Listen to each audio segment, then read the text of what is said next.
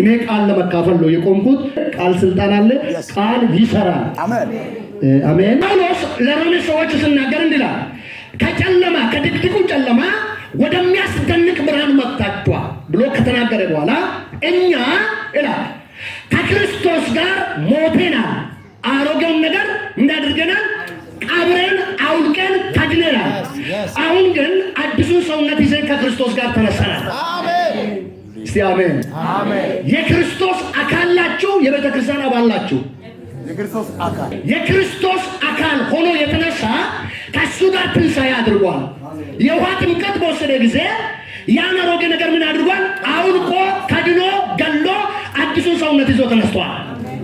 አሁን እንግዲህ እኛ ያን ነገር ስንከድን ያን ነገር በዛው ያረጀውን ነገር በዛው ውሃ ውስጥ ስንጠመቅ በአዲስ መንፈስ በአዲስ ልብ አዲስ ሰው እስቲ አዲስ ሰው ነው። አዲስ ሰው አሮጌ ነገርን ከድነን በአዲሱ ማንነት ተነሳ። አሮጌው ከኛ ጋር ከተነሳ የባህሪ ለውጥ አላመጣንም፣ የስፍራ ለውጥ አመጣን እንጂ ከዓለም ወደዚህ መጣን። ባህሪ አልተለወጠም፣ ማንነታችን አልተለወጠም። ሰምታችሁኛ? አገኛችሁ? የባህሪ ለውጥ አልመጣም፣ የቦታ ለውጥ ተነስቷል። የኔና የእናንተ ዘመናዊ ክርስትና በዚህ ሰው ያለን ሰዎች ውሃ ውስጥ ጠልቀን አሮጌውን ከድነን ካልወጣን ከኛ ጋር ብድግ ብሎ ሲነሳ ሁሉ ጊዜ በሕይወታችን ላይ የሚከሰቱ ነገሮች አሉ። እሱም ምንድነው? መጋረጃው ለኛ አልተቀደደም። መጋረጃ ስር ነን ያለነው። መጋረጃ ስር ያላችሁ ሰዎች ደግሞ ሁሉ ጊዜ ሰማያዊ ዜግነታቸውን ረስቶ ምድራዊ ነገርን ብቻ ነው የሚያስቡ። ስልጣን ያስባሉ፣ የዘር ጉዳይ ያስባሉ፣ የወገን ጉዳይ ያስባሉ፣ የመልካም ምድር ጉዳይ ያስባሉ። እስቲ የኔ ስብከት እየገባለው ሰው በጣም እርግጠኞች ናቸው? አሜን። እስቲ አሜን። አንድ በቆሎ ፍሬ፣ አንድ ለውዝ ፍሬ፣ አንድ ደንጋሬ ፍሬ መሬት ውስጥ ቆፍረን ስናስቀምጥ ያ የእኛ ያስቀመጥነው ካልሞተ ፍሬ ማፍራት አይችልም። ፍሬ ከማፍራት ይልቅ አለው ብሎ ምስጋና ይሰጣል። ምንድነው? አፈሩ ሰንጥቆ ያወጣልና አለው ተክለኛልና ይኸው ጀመርኩ ነው። እስቲ ጮክ ብላችሁ አሜን በሉ። ዛሬ እንዲሆናል ያልሞታችሁ ከዚህ በኋላ ልክ የእግዚአብሔር ቃል እንደተማራችሁ የእናንተ እድገት ወደ ላይ ይሆናል። መጋረጃ ስር ያላችሁ ጠባብ አይምሮ፣ ጠባብ አስተሳሰብ ወደ ክብር ያልገባችሁ መጽሐፍ ሲናገር ምን ይላል?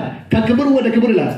እናንተ እኮ ያያችሁት ነገር የክርስቶስ ሊቀላያችሁ ከሰፈር ላይ አልወጣችሁ አልወጣንም። እኔም አለው።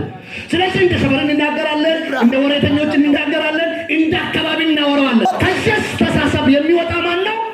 የተቀበረ ከክርስቶስ ጋር የሞተና ሞቱንም ደግሞ ድል አድርጎ የተነሳ።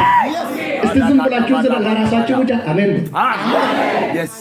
ከሞተ በኋላ ለሰውየው ለአራሱ ለደከመው ሰውዬ ምንድነው የምለው አለው ብሎ መሬትን ይሰነጥቃል። ከዛ በኋላ ሰውየው ኮትካቱን ያመጣል፣ ጠባቂውን ያመጣል።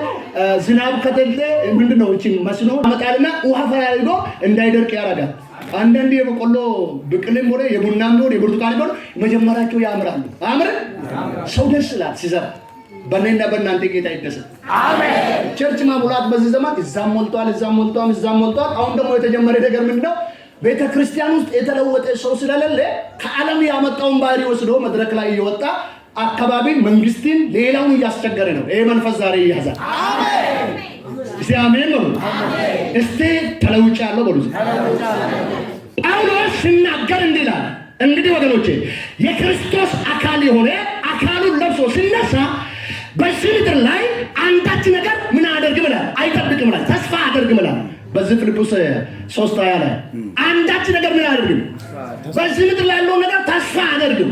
ስልጣኑንም ብሩንም ወርቁንም ምን አደርግም? ተስፋ አደርግም። አይመከትበትም። በሱ አለው አይልም። እኔ ክብር አለኝ፣ እኔ ዜግነቴ ሰማይ ነው ብሎ በሰማያዊ በጠራው በጌታው ምን ያደርጋል? ይጠባል፣ ይናገራል፣ ይመካል። አሁን እኛ እየተመከለ ያለው በቸርች ነው፣ በአካባቢው ነው፣ በዘር ነው፣ በምናምን ነው። ኢትዮጵያን የሞላ ዛሬ ይሄን መንፈስ ረገጡ። አሜን። አውሬው እኮ ነው።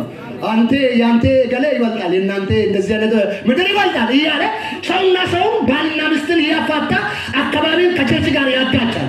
ዛሬ ግን አንድ ነገር ልበላችሁ፣ እናንተ በክርስቶስ ኢየሱስ ሞታችሁ የክርስቶስ አካል አላችሁ። አሜን።